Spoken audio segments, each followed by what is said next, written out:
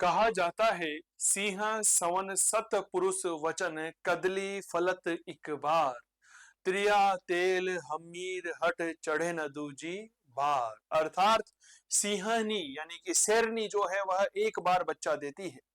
सतपुरुष एक बार जो कह दे वह अटल है। केले में एक ही बार फल लगते हैं। स्त्री और पुरुष के जीवन में एक ही बार तेल चढ़ता है जब उनका विवाह होता है। इसी तरह हमीर देव चौहान ने जो एक बार तय कर लिया वह कभी टल नहीं सकता। आज हम बात कर रहे हैं हमीर देव चौहान और उस हमीर देव चौहान के ऊपर अलाउद्दीन खिलजी ने जो आक्रमण किया उस पूरी कहानी की। तो आइए परिचर्चा को आगे बढ़ाते हैं। मेरा नाम चंदू जैन है। स्वागत सत्कार अभिनंदन राम राम जय श्री कृष्णा राधे राधे। स्वागत है आप सभी का चंदू सर की क्लास के मंच पर। मेरे प्यारे साथियों, कहा जाता है, क्या कहा जाता है कि रणथंबोर पर अलाउद्दीन खिलजी ने 1301 ईस्वी में शासन किया था। 1298 ईस्वी में अलाउद्दीन की सेना गुजरात विजय से लौट रही थी। गुजरात के शासक कर्ण द्वितीय बघेल को पराजित किया था और वापस लौट रही थी। तो इसके 4 सेनापति थे, उलूग खान, नुसरत खान, अलब खान और मोहम्मद शाह। मोहम्मद शाह यहाँ पर मंगोल सेनापति थे। तो युद्ध में लूट करके काफी सारा माल लेकर के आए थे। उसी माल के बंटवारे को लेकर के चारों सेनापतियों में विवाद हो जाता है। तो मोहम्मद शाह जो है ये अपने साथी के हबरू के साथ में गुजरात लूट का सारा धन लेकर के जो है वह कहाँ आ जाता है, रणथंबोर के चौहान शासक हमीर देव के पास आ जाता है। अब हमीर देव चौहान इसे भाई के बराबर का दर्जा देता है कि भाई तू तो मेरे भाई के जैसा है। क्या ये बात क्लियर हो गई? तो भाई के दर्जा दिया। अलाउद्दीन खिलजी के जो 2 सेनापति थे, उलूग खान और नुसरत खान, इन्होंने हमीर से कहा कि भाई जो तुम्हारे यहाँ पर शरणागत आया हुआ है मोहम्मद शाह, वह हमारा अपराधी है, उसे हमें सौंप दो। और फिर अमीर ने कहा जी ना, उसको मैंने भाई के बराबर का दर्जा दिया है।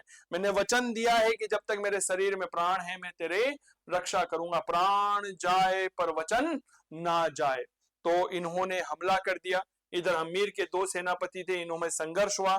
इधर उलूग खान थे, उधर नसरत खान था और अमीर के सेनापति धर्म सिंह और भीम सिंह थे। 1300 ईस्वी में दोनों में जबरदस्त संघर्ष हुआ। इस संघर्ष में अलाउद्दीन का सेनापति नुसरत खान और इधर हमीर देव के सेनापति भीम सिंह जो है यह मारे जाते हैं। नुसरत खान की मृत्यु की समाचार अलाउद्दीन तक पहुंचा। अलाउद्दीन खिलजी जो है यह अलाउद्दीन खिलजी 1301 ईस्वी में स्वयं रणथंबोर आ धमका। अब रणथंबोर दुर्ग की भौगोलिक स्थिति इतनी गजब की है कि यह चारों तरफ जंगल से घिरा हुआ है। यहां तक पहुंचने के लिए कुल मिलाकर के 7 पहाड़ियां हैं, जैसा कि मैंने आपको चित्र में बता रखा है। जब आप एक पहाड़ी पर चढ़ेंगे तब आकर दूसरी पहाड़ी आपको नजर आएगी, दूसरी पर चढ़ोगे तब तीसरी, इस प्रकार जब छठी पहाड़ी पर चढ़ेंगे तब आपको रणथंबोर का किला दिखाई देगा। आप एक कमेंट करके जरूर बताइएगा अगर आप रणथंबोर गए होंगे। आजकल काफी चर्चा का विषय है क्योंकि यहाँ पर बाघ जो है, टाइगर जो है वो काफी ज्यादा हो गए हैं। गणेश जी का मंदिर है, त्रिनेत्र गणेश जी का मंदिर, वहां पर जो श्रद्धालु जाते हैं तो उस पूरे श्रद्धालुओं के मार्ग पर टाइगरों ने कब्जा कर लिया है। पता होगा, बहुत ज्यादा चर्चा का विषय है।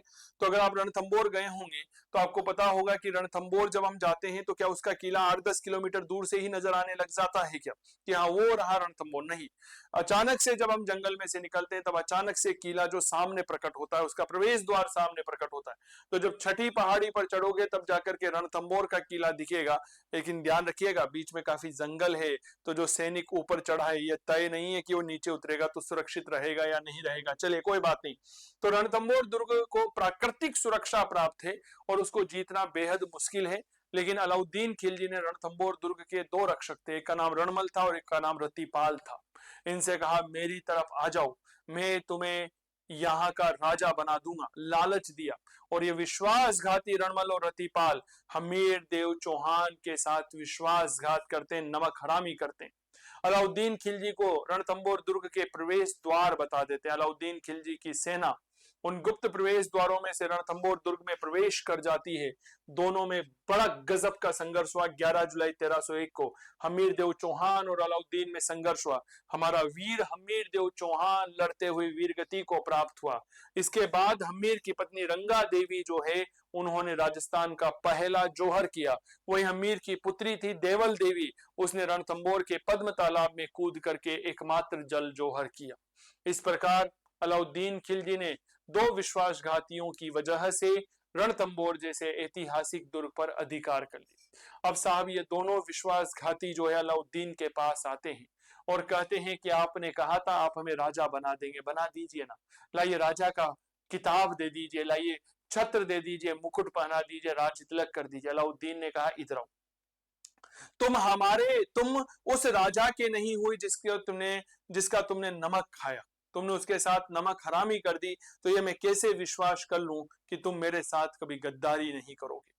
अलाउद्दीन खिलजी ने रणमल और रतिपाल की गर्दन उनके धड़ से अलग करवा दी। विद्रोही सेनापति मोहम्मद शाह को अलाउद्दीन के समक्ष लाया गया। पूछा, बताओ तुम्हारे साथ क्या सलूक किया जाए, अगर मैं तुम्हें इलाज कर दूंगा तुम्हारा, तो क्या तुम मेरी सेना में वापस आ जाओगे। मोहम्मद शाह ने कहा कि मेरा इलाज अगर तुम कर देते हो, मैं सबसे पहले 2 काम करूंगा स्वस्थ होने के बाद। पहला काम, हमीर देव चौहान के ही किसी वंशज को रणथंभौर की गद्दी पर बैठाऊंगा, और दूसरा काम, तुम्हारी ही तलवार से तुम्हारी हत्या करूंगा। अलाउद्दीन, बस अलाउद्दीन ने जैसे ये बात सुनी, अलाउद्दीन का भेजा चकरा गया, माथा खराब हो गया। अलाउद्दीन ने तुरंत जो है मोहम्मद शाह को हाथी के पैरों के तले कुचलवा दिया। अलाउद्दीन खिलजी ने उलूग खान को रणथंभौर का प्रशासक बनाया। अलाउद्दीन की इस विजय का उल्लेख अमीर खुसरो ने अपनी किताब खजाइन उल फुतूह या तारीख लाई में किया है और लिखा है कि आज कुफ्र का गढ़ इस्लाम का घर हो गया।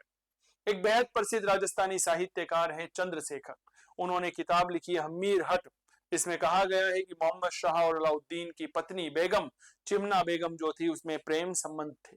एक दरबार लगा करता था, उस दरबार में एक तरफ अलाउद्दीन और उसके साथ उसकी बेगमें बैठा करती थी और मोहम्मद शाह दरबारी के रूप में बैठता था। उधर चिमना जो है मोहम्मद शाह की तरफ, मेरे दोस्त क्या कहूं मैं, इशारे करती थी और प्रेम का इजहार करती थी। यह बात अलाउद्दीन को पता चल गई तो यह भी माना जाता, हालांकि सबकी वंदतियां हैं, क्या सत्य है क्या नहीं है, ये सब इतिहास के गर्भ में छुपे हुए खजाने हैं। हालांकि अलाउद्दीन का पूरा परिवार ही कुछ इस तरह का रहा है, हम इस बात को बहुत अच्छा जानते हैं। स्वयं अलाउद्दीन खिलजी दूसरे की पत्नी पर निगाह रखता था। अलाउद्दीन की पत्नी चिमना चमाता, जिसका नाम है चिमना बेगम जिसे कहा जाता है, ये मोहम्मद शाह नाम के मंगोल सेनापति से अफेयर करती थी। अलाउद्दीन की पुत्री फिरोजा, वह हमारे वीर राजकुमार वीरम देव से एक तरफा प्रेम करती थी। पूरा खानदान ही ऐसा रहा है।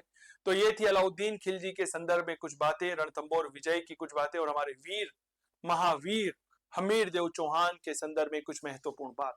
वीडियो कैसा लगा हमें जरूर बताइएगा। इतिहास के ऑनलाइन कोर्स के लिए आप डाउनलोड कर सकते हैं चंदू सर की क्लास मोबाइल एप्लीकेशन। जय हिंद, जय भारत, स्वस्थ रहें, मस्त रहें, तंदुरुस्त रहें, करते रहें इतिहास की बात चंदू जैन के साथ। चैनल को सब्सक्राइब करते हुए प्रेम और स्नेह जरूर दीजिएगा। धन्यवाद।